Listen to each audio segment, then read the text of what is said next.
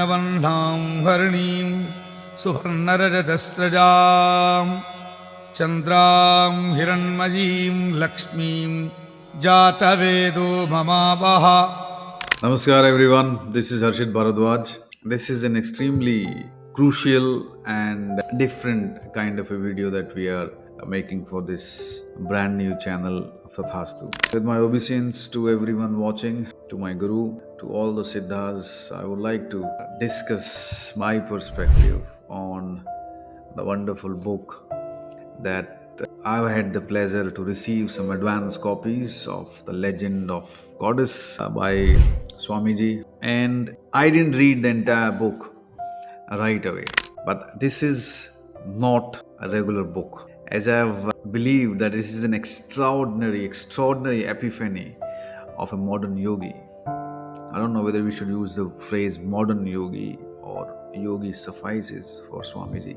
It's an extraordinary epiphany of a yogi.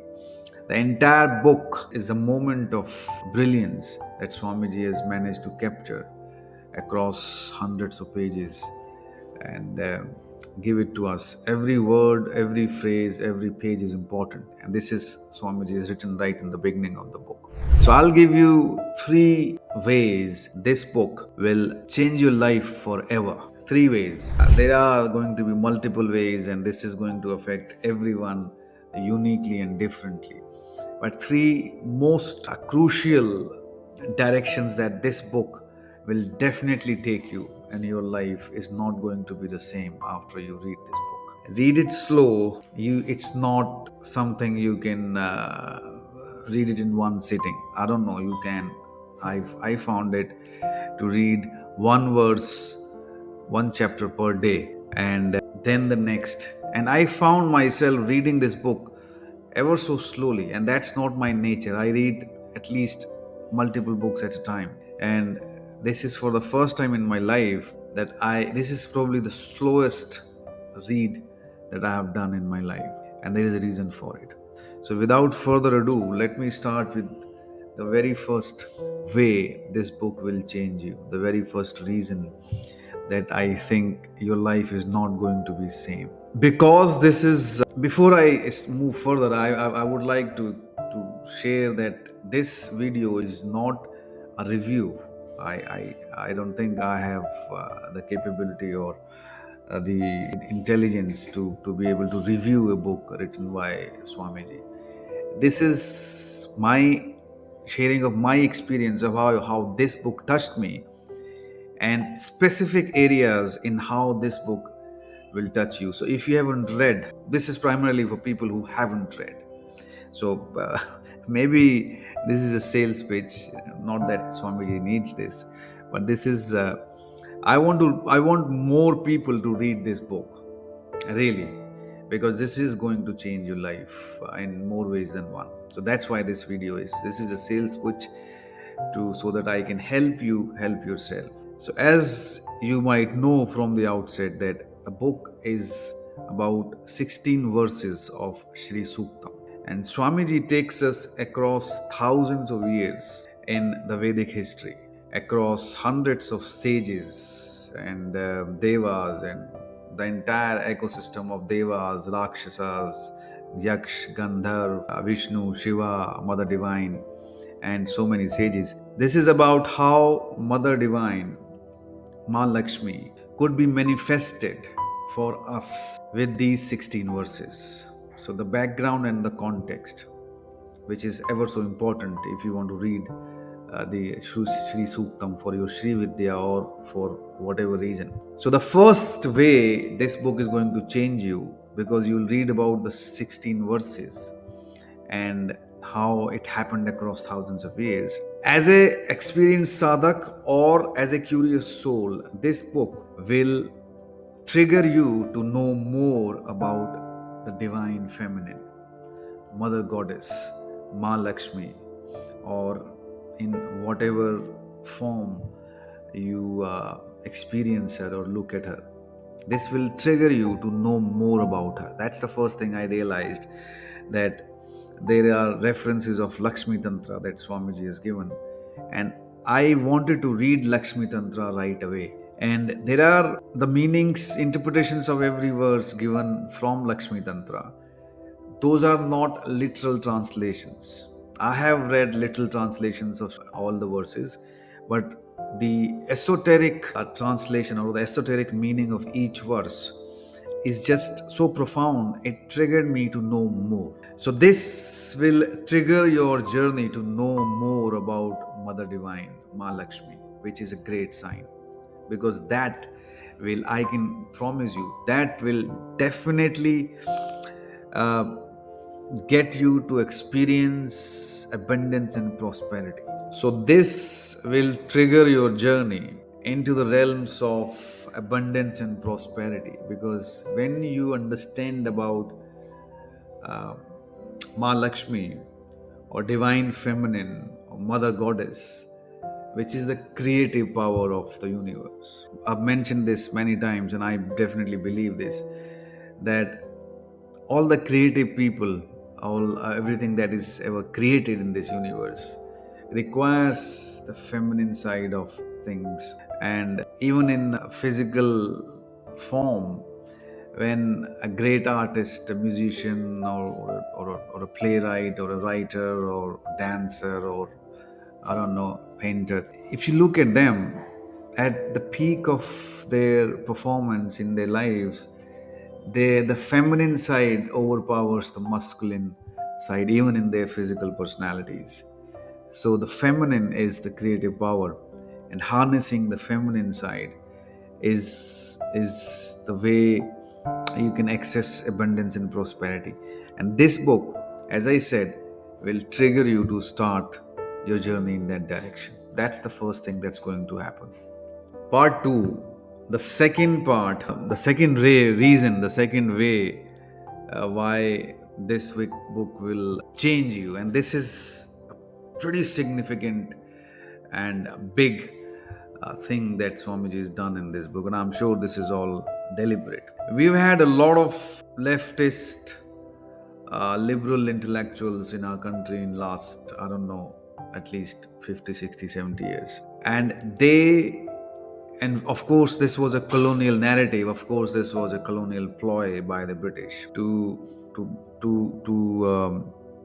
disengage and take away the cultural legacy of Sanatan Dharma from us, to make us feel inferior. So the first thing that was hammered into our brains was to tell us that all our heroes, all the gods, all the devas, all the sages, all the rishis, the epics, Ramayana and Mahabharata, all that is just a figment of someone's imagination. All that is what they call in the European traditions mythos or mythology, uh, mythak in Sanskrit, Hindi. Basically, all that didn't happen. It's all just poetry. Like Homer's Iliad is an epic poem, it's fantasy. So they said Ramayana, Mahabharata, that all is also an epic, and nothing happened. And we were made to believe that. Even there is this hugely popular author. I won't name him and to glorify him in this video. That guy has made his entire career based on interpreting the symbolism of Hindu Sanatan Dharma's gods and goddesses. And he always starts with the disclaimer that this all is just mythology, fiction. So, what this book changes is the way Swamiji has written it. You will realize it. This is not a mythology or mythological book. It is written like a historical book. So Swamiji takes us back thousands of years, where there were different Homo species, Homo neanderthals, Homo Heidelberg Genesis, Homo sapiens. Swamiji talks about Devas, Rudras, Yaksh, Gandharva, Rakshas, Shiva as the ultimate yogi, Vishnu, Brahma, and the goddess, and as different clans, right? Not as fictitious, fantastical Game of Thrones kind of creatures. And the book is written very much from a very logical point of view.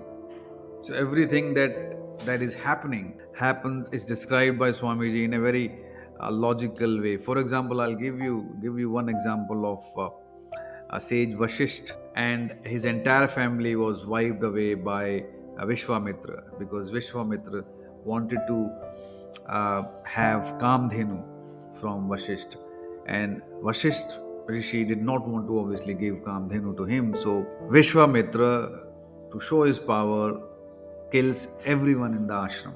Everyone, his family, kids, his students, everything. And that puts sage Vashisht in a state of shock, trauma, and grief, that he is not able to cope. Even somebody as intellectual, intelligent, and divine, tapaswin as sage Vashisht was not able to go through that, and he goes to commit suicide. And while he jumps in the river, that's in that exact moment, Brahma invokes Lakshmi to appear and divide the river in two, so that he does not drown. Sage Vashisht doesn't drown, and that invocation of manifestation of goddess Lakshmi is called Lakshmi Manpagaminim. So, and that is part of one of the Sri Suktam verses.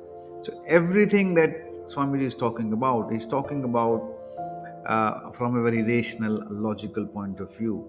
Nothing has been written in the book where you're asked to, I don't know, entertain or practice your faith. Ki just believe in it. This is how it happened. Just believe in it. So everything, there is a reason for it. There is when the Sagar Manthan is happening, everything that is happening, Swamiji is explaining from a rational and logical set of arguments.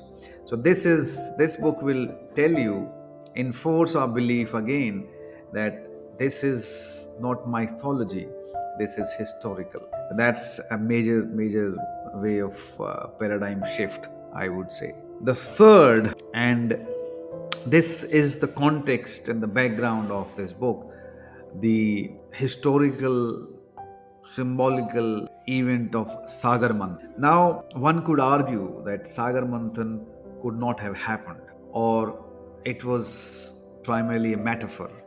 And Swamiji has mentioned that Sagar Manthan could work as a metaphor, or whether it happened or whether it did not happen. There is no need to actually go in there. But the symbolism of Sagar Manthan is so strong that we have Devas on one side, we have Rakshasas on one side, and they're all waiting for different boons and the eventual prize of the Amritam or the nectar. And that's where the context of Sagar Manthan is twofold. One is to interpret Sagar Manthan's metaphor and its symbolism, obviously, but secondly, that's where goddess Lakshmi was first manifested. That's where she first appeared, and then became Vishnu's consort, Vishnu's companion. Sagar Manthan, as per Swamiji, as per the book, and this is the third way you'll start thinking about things differently. Devas and Rakshasas. Swamiji is saying that a Sagar Manthan is happening in our life 24/7, 365. Sometimes one of the gunas, the tamas is heavy, or sattva is heavy, or one of the indriyas is superpowering, or so Rakshasas or Devas, one of the two are tugging at the consciousness, and then you act and behave in the in the control of one of those. So once you realize that this tug of war will happen and keep on happening, the tapasya or the sadhana of the mind is what balances it and controls it. And sadhana is, I think, this is what it's all about. The seven horses of the Arjun's chariot that Lord Krishna is controlling. So once you realize, because I have experienced this and I have heard this from a lot of people, that despite we are doing a lot of sadhana, we're doing a lot of meditation, we believe and we surrender to our guru, why we still go through the seesaws of emotion? Why is there a tug of war?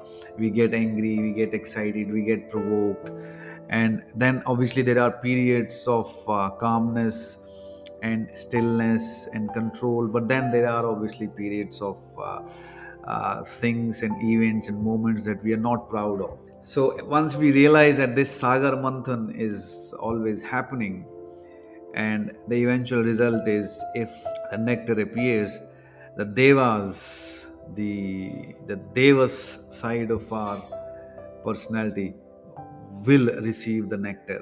So we should harness and empower that side more, water those plants more, and ignore and let the Rakshasa side of our personality rot away. That's a brilliant lesson. So, on these three pointers, I think the first one is you'll start thinking more about the divine goddess, the divine feminine mother goddess, Ma Lakshmi, how she was invoked and manifested. And after reading this book, you will want to read more about that. That's a good sign. That is that you will progress in your sadhana. Doesn't matter whether you are a sadhak or not. Even if you are just a curious soul and you want to experience abundance and prosperity in your life, knowing more about Lakshmi is a wonderful thing. Second thing is, as I said, it'll change your perspective from looking at Ramayana, Mahabharata, the Vedas, Puran, and our gods.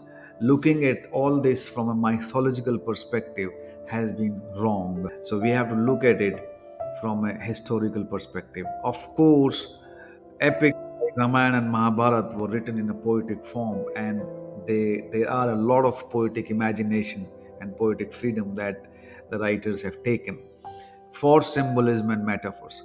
But overall, you have to understand that this is all historical, not mythological. Third is the symbolism of Sagar. If you crack that metaphor, and Swamiji has done that across the book, that has been the underlying the layer within the layer. So one of the layers of this book is the metaphor of Sagar Mantra, and the even the greatest of the great sages uh, are not spared this Sagar Mantra, the tug of war between Rakshasas and Devas.